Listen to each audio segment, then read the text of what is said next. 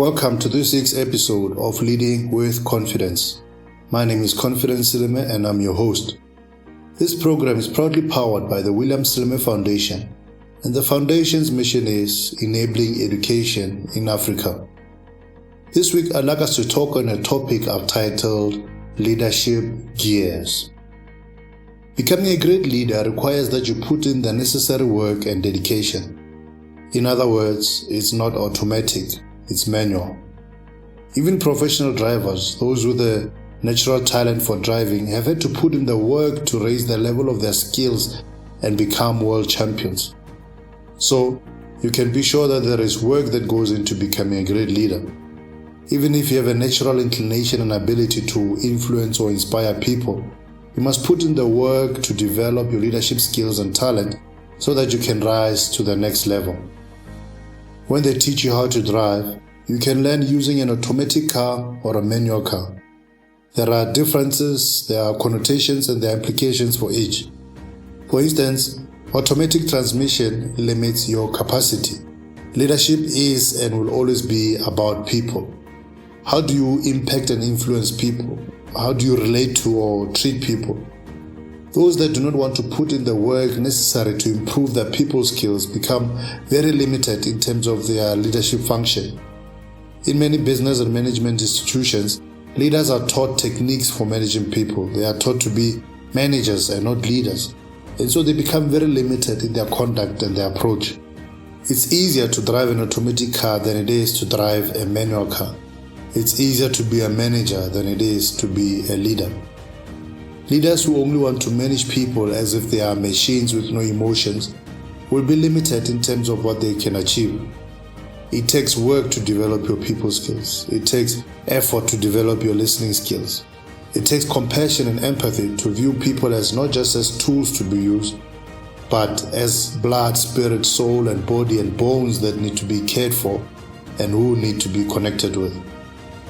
If you learn to drive using an automatic car, you'll find it extremely challenging to drive a manual transmission car.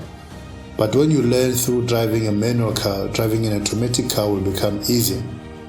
If you develop the core skills of leadership, the people skills and how to inspire, positively influence and connect with people, the rest becomes much easier.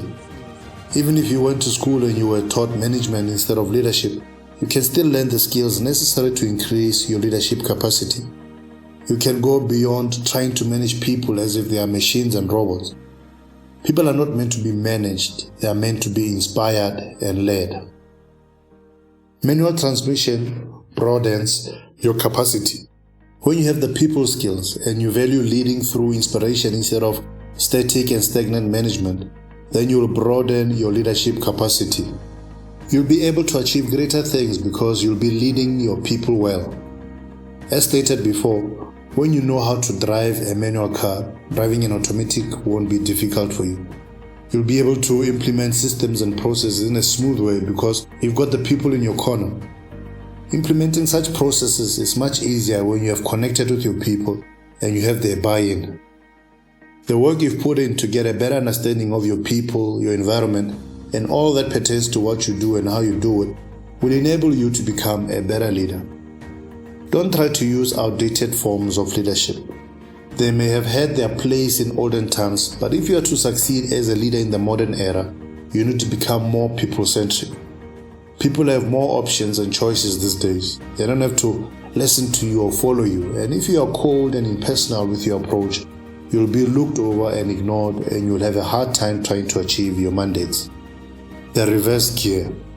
On the gearbox of every car, you'll notice that there is a reverse gear. This gear has certain core functions. As a leader, you have to know when to go back. Sometimes you have to go back and apologize. Sometimes you have to go back and reflect, but you also have to know that it's not always possible to go back. Sometimes you just have to leave the past in the past and move on. Some leaders spend so much of their time trying to repair the past that they lose sight of the future and the vision that they are pursuing. Have the wisdom to know when to reverse and when to simply move forward.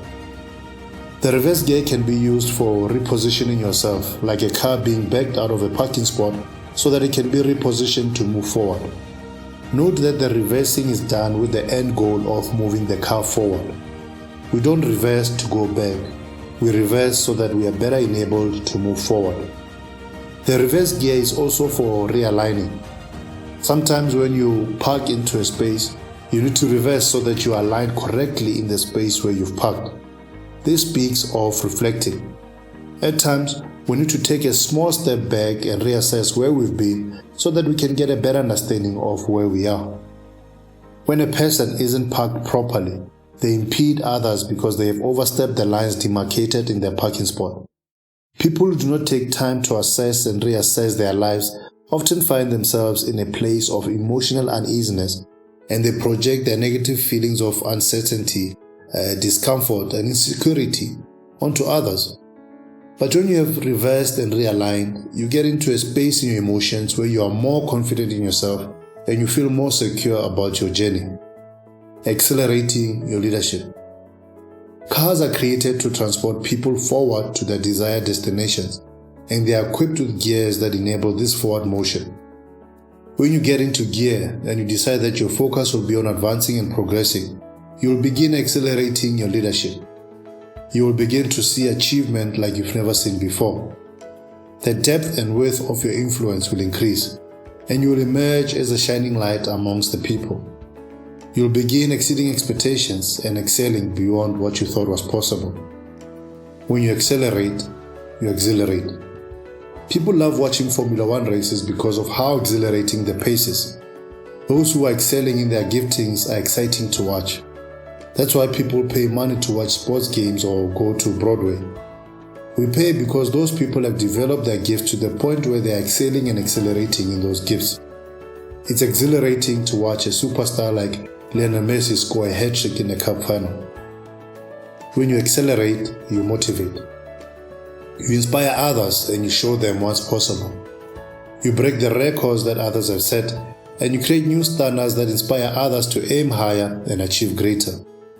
We mentioned earlier that a major part of being an effective leader is the ability and the capacity to inspire others. The greatest form of inspiration isn't in uttering inspiring words, it's in living and activating that which you profess. Instead of telling your people what's possible, show them that it's possible. They will be more inspired by seeing you do it rather than hearing you speak about it. When you accelerate, you also agitate.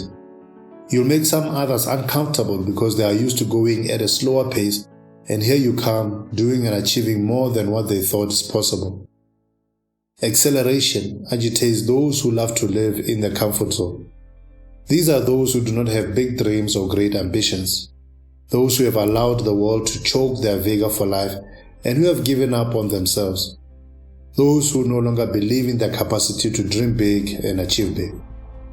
Don't settle for gear 1. Most manual cars have about 5 or 6 gears depending on the particular car model. The gears start from gear 1, which is of course the lowest and slowest gear. When you are in gear 1, you are moving, but barely so. Yes, you are going forward, but you are not moving at the pace which you have the capacity to move at. Gear 1 is there to get you started, but it's not the gear you are supposed to travel in on your journey. In fact, it's hazardous to travel a long journey in gear 1 because you may end up causing damage to your gearbox. People who never move from gear 1 level of performance end up doubting their own capacity and ability, and they can end up developing low self-esteem. Don't settle for a gear 1 type of life or leadership. You have so much more to offer. Begin moving into the next gear so that you can accelerate and show us what you are really made of. Appreciation precedes acceleration. Appreciate your gift and you'll begin seeing acceleration in your gift. How do you show appreciation? By using your gift. If you give someone a gift and when you visit them, you notice that it's collecting dust somewhere in the corner, you will know that they do not appreciate it. The more you use it, the more it increases in value. Sometimes people don't appreciate their gifts because they view them as being commonplace. The danger of seeing something beautiful every day is that it can start seeming ordinary. Your gift is unique and it is valuable. Appreciate it, use it, and you start seeing acceleration. You must also appreciate the level you're on right now as you journey on to the greater levels. Appreciate the season you're in. Take in the experiences, enjoy it, smile, hold your head high and walk tall. It is said that there is a season for everything, and so there is also a season for coasting. Coasting is when you use the momentum of a downhill road to move your car and you don't exert any power or pressure to create movement. It's okay to once in a while take your foot off the accelerator pedal and just coast for a little bit and simply enjoy the journey. Take some time off when you need to rest. Meet up with friends for a good laugh and relaxing conversations. Don't try to spend your entire life doing 200 kilometers an hour. Pause, rest, and you'll be even more energized to get back on the journey. Well, we've come to the end of this week's episode of Leading with Confidence. Thank you so much. Cheers.